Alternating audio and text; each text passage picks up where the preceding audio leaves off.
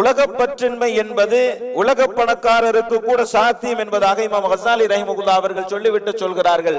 ஹஜ்ரத் சுலைமான் அலைஹிஸ்ஸலாம் அவர்களையே நாம் உலக பற்றற்றவர் என்றுதான் சொல்லுகிறோம். அவர்களிடத்தில் இல்லாத வாய்ப்பு வசதிகளா, அவர்களிடத்தில் இல்லாத செல்வாக்கா, அவர்களிடத்தில் இல்லாத ஆட்சி அதிகாரமா?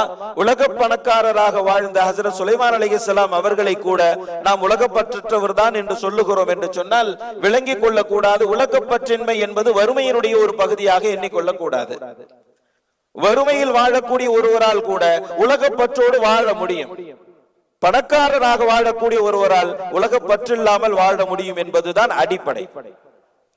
ஆனால் உலக பற்றின்மையை நாம் வலியுறுத்துவதற்கு காரணம் என்ன? சம்பாதிக்க கூடாது என்பதற்காகவா? இல்லை. உலக பற்று என்பது இறைவனின் மீது நாம் வைத்திருக்கக்கூடிய நேசத்தை சிதைக்கிற காரணத்தினால் தான் உலக பற்றின்மை குறித்து பேசுகிறோம் என்பதாக இமாம் கஸாலி ரஹிமஹுல்லாஹ் அவர்கள் சொல்லுகிறார்கள்.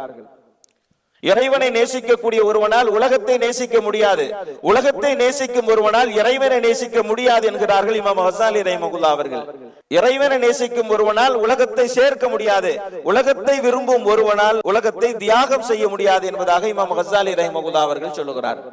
இமாம் ஷாஃபிஈ ரஹிமஹுல்லாஹ் அவர்கள் சொல்லுகிறார்கள், உலகத்தை நேசிக்கும் ஒருவன் இறைவனை நேசிப்பதாக சொன்னால் அவன் பொய் சொல்லுகிறான். ஏனென்றால் இந்த உள்ளத்தில் ஒன்று இறைவனின் மீதான நேசம் குடிகொள்ளும் அல்லது உலகத்தின் மீதான நேசம் குடிகொள்ளும். இரண்டில் ஒன்றுதான் இந்த உள்ளத்தில் குடிகொள்ளுமே தவிர இரண்டும் ஒரு சேர ஒரு உள்ளத்தில் சங்கமிக்க முடியாது என்கிறார்கள் இமாம் ஷாஃபிஈ ரஹிமஹுல்லாஹ் அவர்கள்.